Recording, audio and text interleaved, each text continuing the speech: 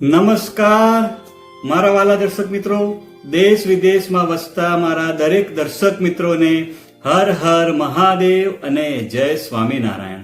મિત્રો, આજના વિડીયોમાં આપણે કેરી વિશે વાત કરવાના છીએ અને અત્યારે ઉનાળાની સિઝન ચાલુ જ છે અને બજારમાં અલગ અલગ પ્રકારની તમને કેરીઓ મળે પણ છે.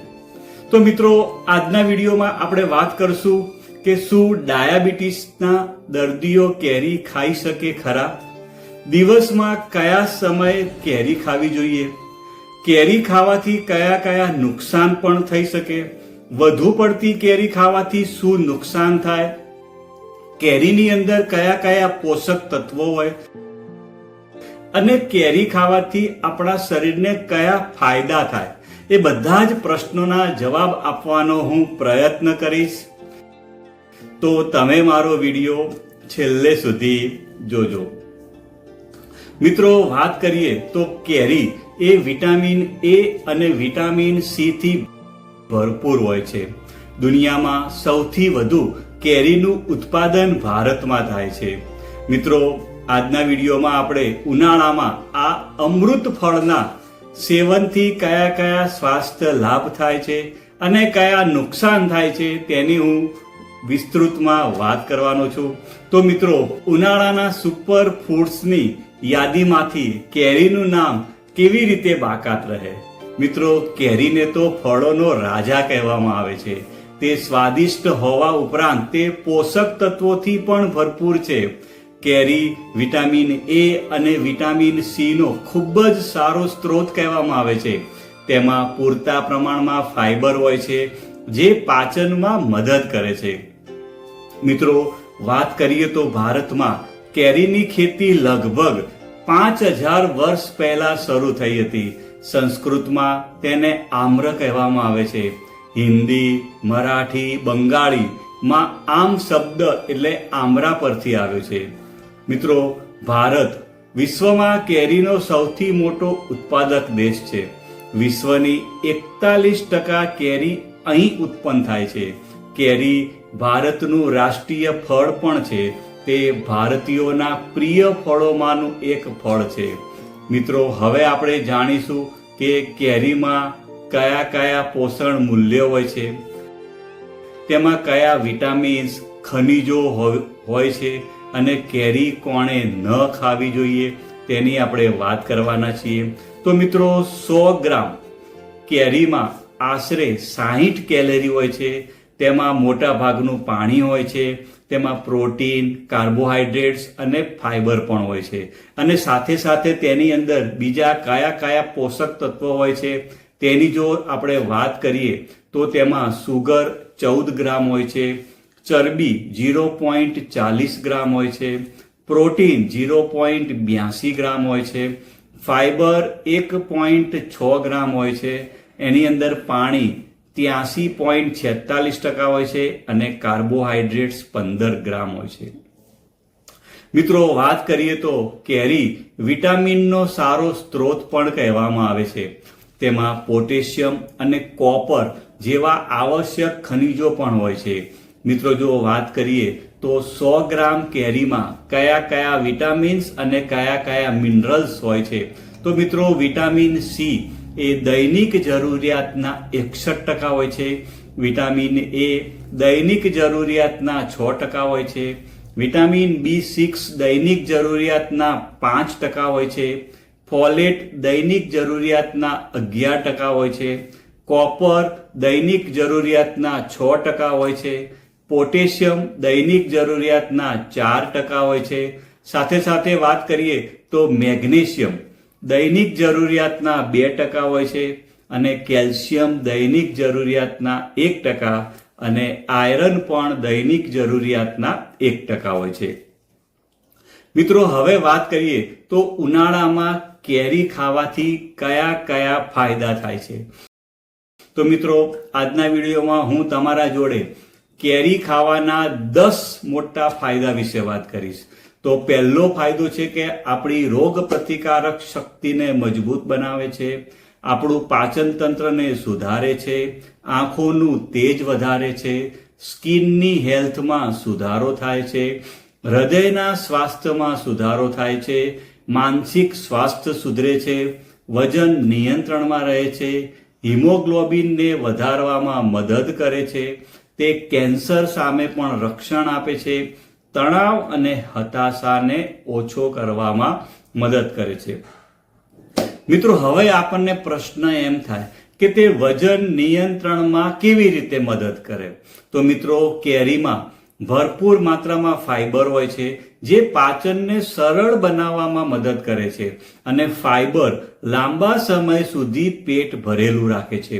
આનાથી ભૂખ ઓછી થાય છે અને બિન આરોગ્યપ્રદ નાસ્તા ખાવાની આદતને આપણે નિયંત્રણમાં લાવી શકીએ છીએ. તે ઓછી કેલરી વાળું ફળ છે, જે ઉચ્ચ પોષણ પૂરું પાડે છે. આમ વજન નિયંત્રણ કરવામાં કેરી આપણને મદદ કરે છે. મિત્રો, એ વાળ અને સ્કિન માટે ફાયદાકારક છે. તો આપણને પ્રશ્ન એ થાય કે વાળ અને સ્કિન માટે કેવી રીતે ફાયદાકારક છે? તો મિત્રો, કેરીમાં વિટામિન એ, વિટામિન સી અને વિટામિન ઈ હોય છે, જે સ્કિન અને વાળ માટે અત્યંત મહત્વપૂર્ણ છે. આ એન્ટીઓક્સિડન્ટ સ્કિનને સૂર્યપ્રકાશ અને પ્રદૂષણથી થતા નુકસાનથી બચાવવામાં મદદ કરે છે. અને મિત્રો, સપ્લિમેન્ટરી લેવાને બદલે કેરી દ્વારા કુદરતી રીતે વિટામિન અને એન્ટીઓક્સિડન્ટ મેળવવા આપણા સ્વાસ્થ્ય માટે ખૂબ જ ફાયદાકારક છે. મિત્રો, તે કોલેસ્ટ્રોલનું સ્તર ઘટાડે છે. હવે પ્રશ્ન થાય કે કેવી રીતે ઘટાડે? તો મિત્રો, કેરીની અંદર દ્રાવ્ય ફાઈબર હોય છે, જે શરીરમાં ખરાબ કોલેસ્ટ્રોલ કે જેને LDL કહેવામાં આવે છે, એ ઘટાડવામાં મદદ કરે છે. આના કારણે ધમનીઓમાં પ્લેક જમા થતો નથી અને હૃદયનું સ્વાસ્થ્ય પણ સારું રહે છે. મિત્રો, કેરી એ બ્લડ પ્રેશરને નિયંત્રિત કરવામાં મદદ કરે. હવે પ્રશ્ન થાય કે કેવી રીતે મદદ કરે? તો મિત્રો, કેરી એ પોટેશિયમનો સારો સ્ત્રોત કહેવામાં આવે છે, જે શરીરમાં સોડિયમની અસરને સંતુલિત કરે છે, અને આ હાઈ બ્લડ પ્રેશરનું જોખમ ઘટાડે છે અને હૃદય સંબંધિત સમસ્યાઓથી બચાવવાનું કામ કરે છે. મિત્રો, હવે વાત કરીએ તો કેરીએ કેન્સરનું જોખમ ઘટાડવામાં મદદ કરે. તો કેવી રીતે મદદ કરે? તો મિત્રો, કેરીમાં બીટા કેરોટીન ભરપૂર માત્રામાં હોય છે. તેની હાજરીને કારણે કેરીનો રંગ પીળો અને નારંગી હોય છે. તે એક શક્તિશાળી એન્ટીઓક્સિડન્ટ છે, જે શરીરમાં ફ્રી રેડિકલ સામે લડવામાં મદદ કરે છે. હકીકતમાં વાત કરીએ તો ફ્રી રેડિકલ આપણા શરીરના સ્વસ્થ કોષોને નુકસાન પહોંચાડી શકે છે અને કેન્સરનું જોખમ વધારી શકે છે. કેરીમાં રહેલા બધા જ એન્ટીઓક્સિડન્ટ શરીરને કેન્સરથી બચાવવામાં મદદ કરે છે. મિત્રો, તે આપણા હૃદયના સ્વાસ્થ્યને સુધારો કરવામાં મદદ કરે. તો કેવી રીતે મદદ કરે? તો મિત્રો, કેરી હૃદયને સ્વસ્થ રાખવામાં મદદ કરે છે, કારણ કે તેમાં મેગ્નેશિયમ અને પોટેશિયમ ભરપૂર માત્રામાં હોય છે, જે બ્લડ પ્રેશરને નિયંત્રિત કરવામાં અને સામાન્ય ધબકારા જાળવવામાં મદદ કરે છે. આ ઉપરાંત કેરીમાં મેંગીફેરિન નામનું એક ખાસ તત્વ જોવા મળે છે, જે હૃદયની બળતરા ઘટાડવામાં મદદ કરી શકે છે. મિત્રો, કેરી પાચન તંત્રને મજબૂત બનાવવામાં પણ મદદ કરે છે. મિત્રો, વાત કરીએ તો કેરી ખાવાથી પાચન તંત્ર સારું રહે છે. તેમાં એમિલેઝ એન્ઝાઇમ હોય છે, જે ખોરાકને સરળતાથી પચાવવામાં મદદ કરે છે. આ એન્ઝાઇમ કોમ્પ્લેક્સ સ્ટાર્ચને તોડવામાં મદદ કરે છે. વધુમાં વાત કરીએ તો કેરીમાં હાજર ડાયટરી ફાઈબર કબજિયાતમાં રાહત આપે છે અને ફાઈબર સપ્લિમેન્ટ કરતાં વધુ અસરકારક હોઈ શકે છે. મિત્રો, હવે ઘણા લોકોના પ્રશ્ન થાય કે શું કેરી ખાવાથી વજન વધે ખરું? તો મિત્રો, એનો જવાબ છે ના.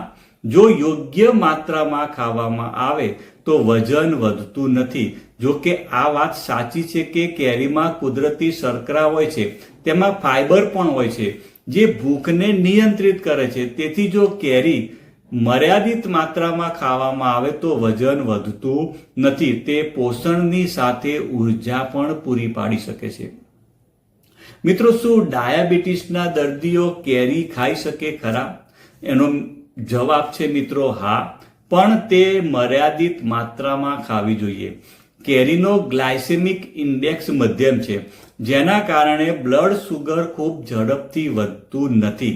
ડાયાબિટીસના દર્દીઓ ડોક્ટરની સલાહ લીધા પછી મર્યાદિત માત્રામાં તેનો ઉપયોગ કરી શકે છે. મિત્રો, હવે પ્રશ્ન એ થાય કે દિવસના કયા સમયે કેરી ખાવાનું વધુ સારું છે?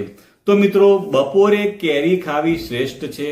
આ સમયે ચયાપચય ઝડપી હોય છે, જેના કારણે શરીર કેરીમાં રહેલી ખાંડને સારી રીતે પ્રોસેસ કરી શકે છે. મિત્રો, હવે ઘણા લોકોનો પ્રશ્ન હોય છે કે શું કેરી ખાવાથી ખીલ થાય ખરા? મિત્રો, સામાન્ય રીતે આવું થતું નથી. જે લોકોને સ્કિન વધુ સંવેદનશીલ હોય છે તેઓએ સાવધાની રાખવી જોઈએ. કેરીમાં કુદરતી શર્કરા હોય છે, જે કેટલાક લોકોની ત્વચામાં તેલ વધારી શકે છે. આનાથી પિમ્પલ્સ પણ થઈ શકે છે. મિત્રો, ઘણા લોકોના પ્રશ્ન હોય છે કે શું કેરી ખાવાથી એસિડિટી થઈ શકે ખરી? જો તમે વધુ પાકેલી કેરી ખાતા હો તો આવું થઈ શકે છે. ખૂબ જ ગળી કેરીમાં વધુ ફ્રુક્ટોઝ હોય છે, જે કેટલાક લોકોમાં એસિડિટીનું કારણ બની શકે છે. જો તમે 1 કે 2 કેરી ખાઓ છો તો સામાન્ય રીતે આવી સમસ્યા ઊભી થતી નથી. મિત્રો, શું કેરીમાં જંતુનાશકો હોઈ શકે ખરા? જો તમે બજારમાંથી કેરી લાવ્યા હો તો એવી શક્યતા વધુ છે કે તેમાં કાર્બાઇડનો ઉપયોગ કરીને પકવવામાં આવી હશે. તેને ખાતા પહેલા પાણીથી સારી રીતે ધોવી જોઈએ અથવા થોડા સમય માટે પાણીમાં પલાળીને રાખવી જોઈએ. મિત્રો, હવે પ્રશ્ન એ થાય કે કેરી કોણે ન ખાવી જોઈએ? જેમને કેરીથી એલર્જી હોય, બ્લડ સુગરનું પ્રમાણ વધારે હોય, કિડની સંબંધિત સમસ્યાઓ હોય, તેમણે ડોક્ટરની સલાહ લીધા પછી જ કેરી ખાવી જોઈએ. મિત્રો, મને વિશ્વાસ છે કે આ વિડીયોના માધ્યમથી તમે કંઈક નવું શીખ્યા હશો. અને જો તમને મારો વિડીયો સારો લાગ્યો હોય તો લાઈક કરવાનું ભૂલતા નહીં. આવજો મિત્રો, બાય બાય, આવજો.